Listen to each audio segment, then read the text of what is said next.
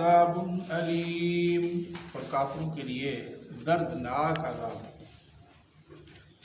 معزز سامعین، اس سے پہلی آیات کے اندر اہل کتاب کا اللہ تعالیٰ نے ذکر فرمایا کہ وہ اس قدر اللہ تعالیٰ سے دور ہو گئے کہ وہ سفلی عمل جادو سیکھنے میں لگ گئے، اور معاذ اللہ پیغمبروں کی طرف یہ انہوں نے نسبت کی کہ سلیمان علیہ السلام کے پاس بھی جادو کا علم ہے، وہ اتنی بڑی حکومت کرتے ہیں۔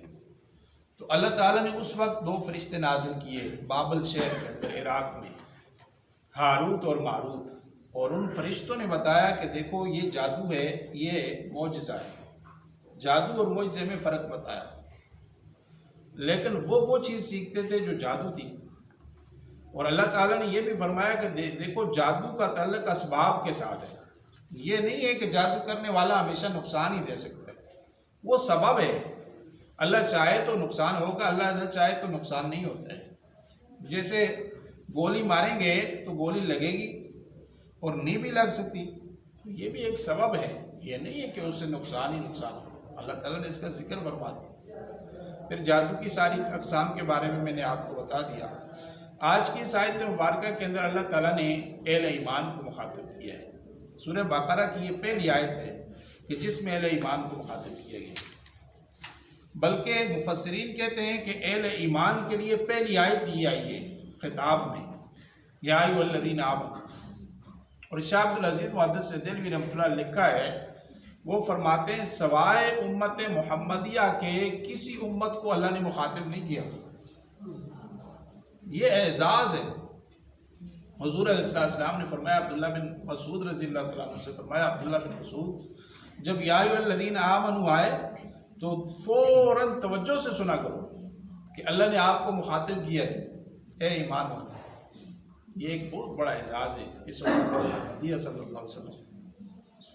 تو اللہ تعالیٰ نے اہل ایمان کو تقریباً قرآن پاک کے اندر 88 مرتبہ یہ آیا ہے، یا ایھا الذین آمنوا، اے ایمان والو، مخاطب کیے۔ تو اللہ کے احکامات کے مکلف سے اہل ایمان ہے، غیر مسلم نہیں ہے۔ فرمایا لا تقولوا راعنا، راعنا نہیں کہنا۔ یہ راعنا کا شان نزول اس طرح ہے کہ حضور علیہ السلام کی مجلس میں تو ہر طرح کے لوگ تھے، پڑھے لکھے بھی، ان پڑھ بھی تھے، دیہاتی بھی تھے، شہری بھی تھے، ذہین بھی تھے، غبی بھی تھے، کم ذہن بھی تھے، ہر طرح کے لوگ بیٹھے تھے۔ اب بعض لوگ کہتے تھے جو بات سمجھ نہ آئے، وہ کہتے تھے راعنا، اے اللہ کے نبی ہماری رعایت کریں، یہ بات دوبارہ سمجھا دیں۔ یہ راعنا کا لفظ کہتے ہیں۔ تو یہودی بدبخت جو ہے وہ اس پہ ہنس جایا کرتے تھے، وہ اس کو رعونت کے معنی میں لیتے تھے، اس کا معنی تبدیل کرتے تھے، نعوذ باللہ، کہ رعونت کا معنی ہے احمق اور بے وقوف، یعنی نعوذ باللہ وہ حضور علیہ السلام کی طرف یہ نسبت کرتے تھے۔ تو یہ حضور علیہ السلام کوئی ذہنی تکلیف نہیں دیتے تھے، پہلے پیغمبروں کو بھی انہوں نے ذہنی تکلیفیں دی۔ اللہ نے قرآن میں ان کا ذکر کیا ہے کہ پہلے پیغمبروں کو بھی ذہنی تکلیف پہنچاتے تھے۔ تو اللہ تعالیٰ کو تو معلوم تھا، اور ایک اس کو کھینچ کے پڑھتے تھے راعینا، اس کا معنی ہو جاتا تھا اے ہمارے چروائے، نعوذ باللہ من ذالک۔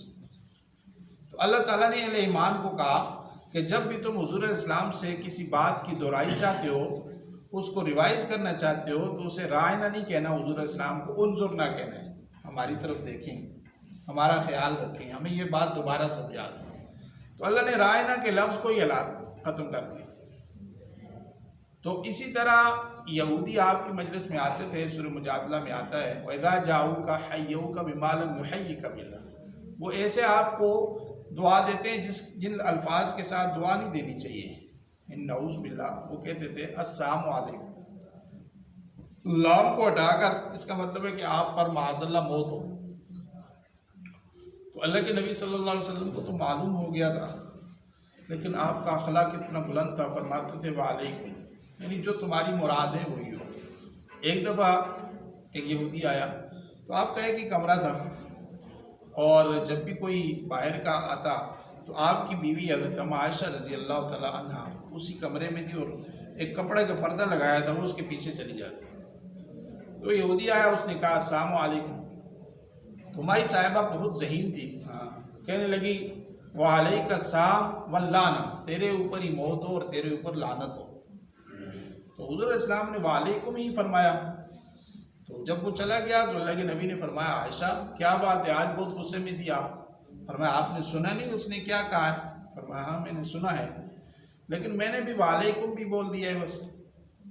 تو ظاہری بات ہے اللہ کے پیغمبر کی بات تو اور تھی، لیکن ان کی جو زوجہ تھی ان کو سمجھ آ گئی کہ یہ حضور اسلام کی نعوذ باللہ بد دعا دے رہے۔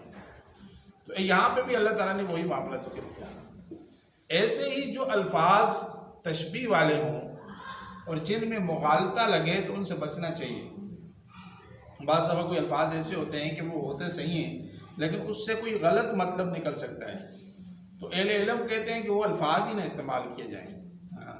جیسے لیڈر، اب لیڈر کا لفظ جو ہے یہ انگریزوں نے نکالا ہے، جیسے چرچل کو سب سے پہلے لیڈر کہا گیا اور اس طرح کے اور بڑے لیڈروں کے نام آتے ہیں۔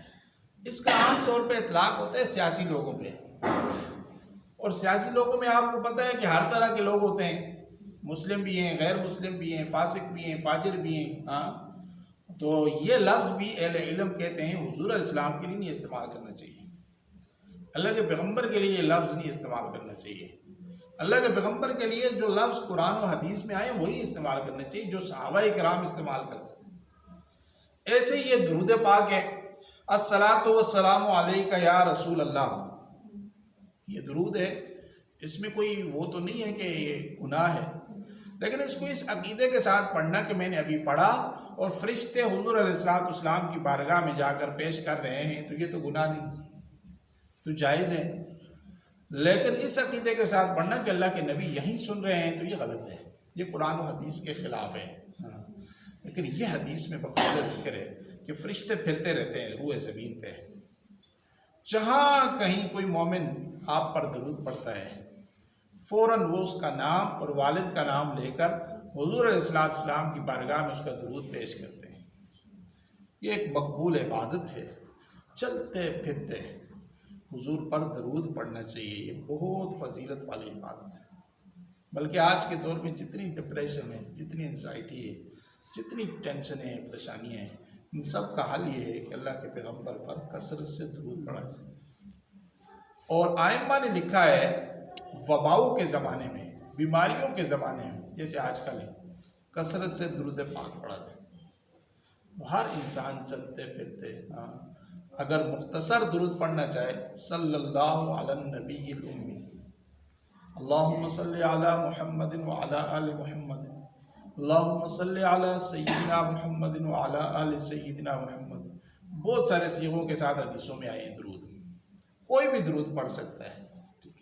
درود ابراہیمی کی فضیلت زیادہ ہے، وہ صحاح ستہ کی ساری کتابوں میں آیا ہے، لیکن کوئی بھی درود آپ پڑھ سکتے ہیں۔ تو اللہ تعالیٰ نے فرمایا اے میرے نبی کے صحابہ اہل ایمان، تم نے رائے نہ کہنا ہی نہیں، تم نے جب بھی کوئی بات سمجھ نہ آئے تو انظر نہ کہہ دیا۔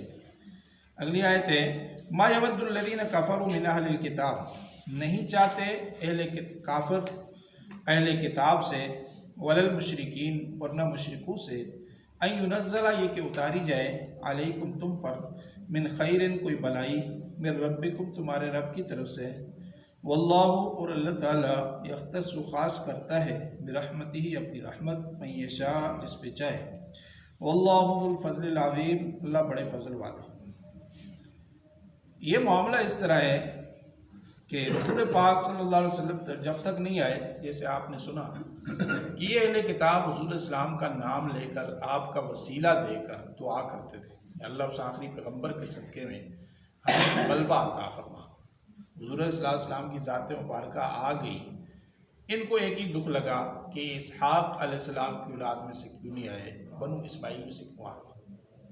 حالانکہ حضرت اسحاق علیہ السلام اور حضرت اسماعیل علیہ السلام آپس میں بھائی نہیں سکے، حضرت ابراہیم علیہ السلام کے بیٹے ہیں۔ اللہ تعالیٰ نے ان کو بڑی نبوت بھی عطا کی، بنو اسحاق کی اولاد کو بادشاہت، ایسی بادشاہت کہ اس کے بعد قیامت تک وہ بادشاہت اللہ نے کسی کو نہیں دی۔ سلیمان علیہ السلام نے اللہ کی بارگاہ میں دعا کی نا، رب حب لی ملکن لا ینبغی لأحد من بعد، اللہ مجھے ایسی بادشاہت دینا کہ میرے بعد وہ کسی کے لیے نہ ہو، اور اللہ نے وہی بادشاہت دی۔ قیامت تک حضرت سلیمان جیسا بادشاہ کوئی نہیں آئے. یہ بنی اسرائیل کے پیغمبر ہیں، بادشاہ بھی ہیں، لیکن اب اللہ تعالیٰ نے آخری نبی جو بھیجا نا اور نبوت بھی ختم کر دی، وہ حضرت اسماعیل علیہ السلام کی اولاد میں سے تھے. انہوں نے اعتراض کیا تو اللہ نے فرمایا یہ میری رحمت ہے جس پہ میں چاہوں خاص کر دوں. اگلی آیت ہے ما ننسخ من آیت او ننسیہا، نہیں بلاتے منسوخ کرتے ہم، نہیں منسوخ کرتے کوئی آیت یا اس کو بلا دیتے ہیں. ناتی بخیر منہا، لے آتے ہیں ہم اس سے بہتر، او مثلہ یا اس کی مثل. علم تعلم، کیا تم جانتے نہیں ہو، ان اللہ علی کل شیء قدیر، کہ بے شک اللہ تعالیٰ ہر چیز پر قدرت رکھتا ہے. یہ ایک اعتراض کیا تھا انہوں نے اہل کتاب میں سے کہ جی دیکھیں پہلے ایک حکم آتا ہے پھر دوسرا حکم آ جاتا ہے. مثلا پہلے حکم آیا کہ بیت المقدس کی طرف منہ کر کے نماز پڑھو 17 مہینے یا 16 مہینے. حضور اسلام نے پرانی قبلے کی طرف منہ کر کے نماز پڑھی، صحابہ نے بھی پڑھی. پھر حکم آیا زور کی نماز پڑھا رہے تھے مسجد قبلتین میں، جو 2 قبلوں والی مسجد کہلاتی. زور کی نماز 2 رکعت پڑھی تھی، 2 رہتی تھی، جبرائیل وہی لے کے آئے. تو دوران نماز اللہ کے نبی بیت المقدس سے منہ پھیرا بیت اللہ کی طرف، صحابہ کرام نے بھی منہ پھیر لیا. حکم آ گیا، کہنے لگے دیکھیں جی پہلے ایک حکم آیا پھر دوسرا حکم آ گیا، تو یہ دیکھو یہ اللہ کا کلام ہے، یہ آخری پیغمبر ہیں، یہ سچے ہیں، تو یہ حکم تبدیل کیوں ہوتا ہے؟ اس کی مختلف وجوہات لکھی ہیں اہل علم. فرمایا دیکھیں اللہ تبارک و تعالیٰ بہتر سمجھتا ہے کہ اللہ تعالیٰ پہلے ایک چیز دیتا ہے پھر اس کو بتدریج آہستہ آہستہ دوسرا حکم دے دیتا ہے. مثال کے طور پر دیکھیں پہلے شراب حلال تھی، حرام نہیں تھی، لیکن شراب کے بارے میں پوچھا گیا تو اللہ تعالیٰ نے فرمایا دیکھو اس میں گناہ بھی ہے اور اس میں فائدہ بھی ہے. پھر حکم آیا، پھر فرمایا جب تم شراب پیو نا نماز نہیں پڑھنا بس، کیونکہ نماز میں بھول جاتے تھے شراب پی کر. پھر آہستہ آہستہ اس کی نفرت بٹھا کے آخر میں حکم دیا کہ اب حرام ہے. تو بتدریج کسی چیز کو نافذ کیا. صحابہ کرام کے نماز دیکھیں آپ، مکی زندگی کے 11 سالوں میں صرف 2 رکعت صبح حضور اسلام پڑھتے تھے، 2 شام کو. 5 نمازیں تو معراج شریف کے بعد آئی نا، پہلے تو نہیں تھی.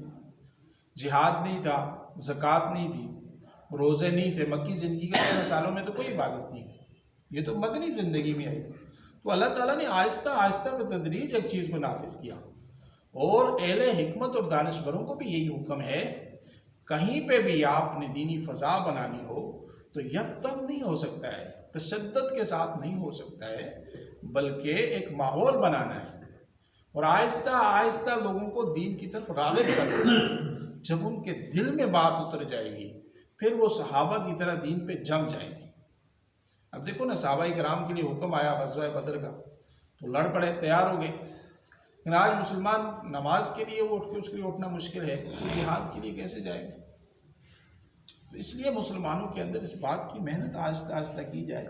اور دیانت سرسوتی ایک ہندو گزرا ہے، اس نے بھی بڑے اعتراضات کیے ہیں اسلام پہ. اس نے ایک اعتراض یہ بھی کیا ہے کہ جی دیکھیں پہلے ایک حکم آیا پھر تبدیل ہو گیا. تو قاسم العلوم والخیرات مولانا قاسم نانوتوی نے اس کے سوالوں کا جواب دیا ہے. فرمایا دیکھو اللہ تعالیٰ غفور رحیم ذات ہے، اللہ حکیم ہے، اللہ کی حکمت بہتر جانتے ہیں اللہ تعالیٰ. کہ دیکھو عام طور پہ ہم دیکھتے ہیں کہ ڈاکٹر ایک مریض کو دوائی دیتا ہے اور پھر تبدیل کر دیتا ہے نسخہ. جسمانی مریض ہے نسخہ تبدیل کرتے رہتے ہیں، تو اللہ تبارک و تعالیٰ بہتر جانتے. پہلی شریعتوں کو آپ دیکھیں، 2 بہنوں کے ساتھ نکاح جائز تھا، ہماری شریعت میں نہیں ہے. پہلی شریعت میں مسلمان کافر کا نکاح جائز تھا، شادی کر سکتے تھے آپس میں، ہماری شریعت میں نہیں ہے. وجہ یہ تھی کہ اس وقت مسلمان کم تھے. اب ظاہری بات ہے پہلے ابتدا میں حکم تھا کہ ایک مسلمان 10 کافروں کے خلاف لڑے. یا ایھا النبی حرض المؤمنین علی القتال ان یکن منکم 20 صابرون یغلبوا 200، سورہ انفال. اور اب حکم آ گیا الا نخفف اللہ عنکم، اللہ نے کمی کر دی، اب ایک بمقابلہ 2 ہے، 2 سے زیادہ کافر ہیں، پھر آپ کو اجازت ہے آپ نہ لڑیں. تو یہ اللہ تبارک و تعالیٰ نے حکمتاً تدریجاً شریعت محمدی کو مکمل کر دیا. تو پہلے حکم تھا لیکن اب اس حکم کو اللہ نے تبدیل کیا. شریعت موسوی میں کپڑا گندا ہو گیا، ناپاک ہو گیا، پیشاب لگ گیا، کپڑے کو کاٹیں گے تب باغ ہوگا، دھونے سے باغ نہیں ہوگا. ہماری شریعت میں کتنی بڑی اجازت، رخصت، عزیمت نہیں ہے، رخصت ہے، بھائی دھوئیں بھائی پاک ہو گیا بس. تو اللہ تعالیٰ نے آسانیاں پیدا فرما کر شریعت محمدی کو مکمل فرما دیا. اور اب دین کے اندر حکم یہ ہے کہ یسروا ولا تعسروا، جہاں تک شریعت میں آسانی ہے وہاں آسانی پیدا کرو. بشروا ولا تنفروا، لوگوں کو خوشخبری سناؤ، متنفر مت کرو. یعنی دین کے اندر بے جا سختی نہ کرو. جیسے کہا گیا نا فقہا نے، کوئی شخص روڈ سے کوئی گندم کا مکئی کا دانہ اٹھا لیتا ہے اور اس کو آواز لگاتا پھرتا ہے، بھئی یہ کس کا ہے، یہ کس کا ہے، فرمایا اس کو درے لگاؤ. یہ دین میں بے جا مشکلات پیدا کر رہا ہے، یہ تقویٰ نہیں. اللہ کا حکم نہیں، بس جہاں پڑا ہے کوئی چڑیا کھا لے گی، کوئی چیز کھا لے گا، بس اس دانے کو وہاں چھوڑ. اللہ تعالیٰ سے دعا ہے اللہ ہمیں کہنے سننے سے زیادہ عمل کی. آمین. الحمدللہ والعاقبۃ للمتقین والصلاۃ والسلام علی سید الانبیاء والمرسلین. اے مالک ہم سب کا بیٹھنا سننا سنانا قبول فرما. یا اللہ اپنے حبیب کے صدقے آنے والے آفات سے، بلیات سے، وباؤں سے، بیماریوں سے، دکھوں سے، غموں سے، پریشانیوں سے ہم سب کو امت کو محفوظ فرما. اے اللہ دارین کی عافیت نصیب فرما، دین دنیا کی بلائیاں عطا فرما. اے اللہ قرآن کے اس اشاعت کے سلسلے کو دراز فرما. یا اللہ ہمیں اخلاص نیت اور استقامت نصیب فرما. وصلی اللہ تعالی علی حبیب خیر خلقہ محمد وآلہ واصحابہ وآل بیتہ اجمعین. آمین. جزاکم اللہ تعالی خیر.